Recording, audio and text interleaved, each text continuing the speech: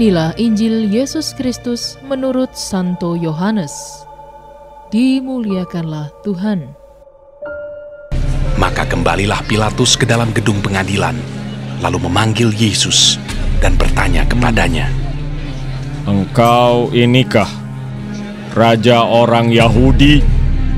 Jawab Yesus, "Apakah engkau katakan hal itu dari hatimu sendiri? Atau adakah orang lain yang mengatakannya kepadamu tentang aku?" Kata Pilatus, "Apakah aku seorang Yahudi? Bangsamu sendiri dan imam-imam kepala yang telah menyerahkan engkau kepadaku. Apakah yang telah engkau perbuat?" Jawab Yesus, "Kerajaanku bukan dari dunia ini.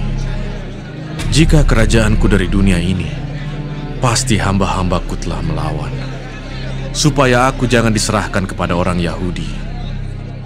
Akan tetapi, kerajaanku bukan dari sini." Maka kata Pilatus kepadanya, "Jadi engkau adalah raja?" Jawab Yesus, "Engkau mengatakan bahwa aku adalah raja. Untuk itulah aku lahir, dan untuk itulah aku datang ke dalam dunia ini, supaya aku memberi kesaksian tentang kebenaran.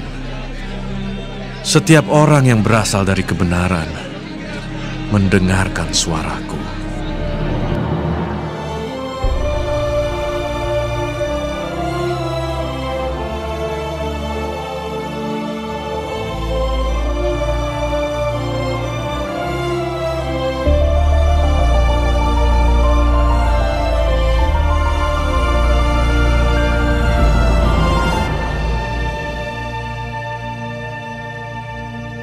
Demikianlah Injil Tuhan.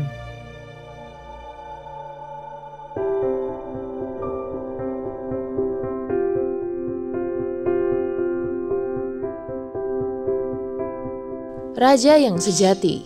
Renungan oleh Romo Sri Joni Pasali Okar. Dewasa ini, di media sosial orang-orang berlomba-lomba untuk disebut sebagai sultan. Banyak orang yang memamerkan barang milik pribadi yang mewah supaya layak disebut sultan. Orang bangga disebut sultan karena punya segalanya dan segala sesuatu menjadi mungkin untuk dilakukan karena kekayaan yang dimiliki. Pada akhirnya orang jatuh dalam situasi menghalalkan berbagai cara untuk mendapat gelar sultan meskipun caranya tidak benar.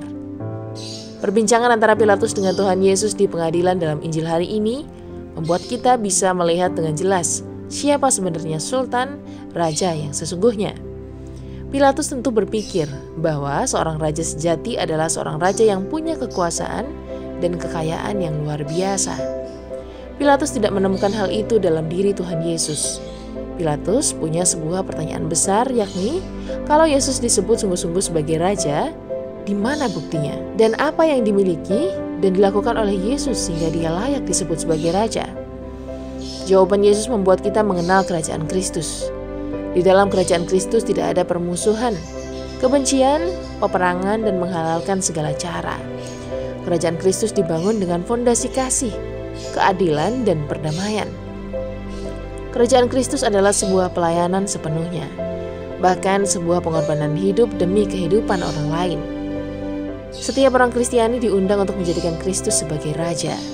Dia adalah raja yang memiliki kuasa atas alam semesta dan sanggup melakukan segala sesuatu. Tuhan Yesus mengajarkan kita untuk membangun kerajaan Kristus dengan semangat kasih, damai, dan sukacita.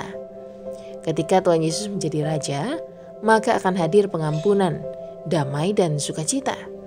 Di tengah dunia dewasa ini yang dipenuhi dengan ketidakpedulian, kebencian, dan dendam, mari kita tetap berjuang untuk mewujudkan kerajaan Kristus, tempat setiap orang mengalami perhatian, kasih, dan pengampunan.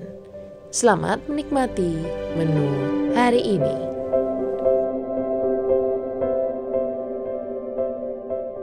Renungan juga bisa Anda baca selengkapnya di Cafe Rohani edisi bulan ini. Dengarkan juga renungan ini di radio.karmelindomedia.com.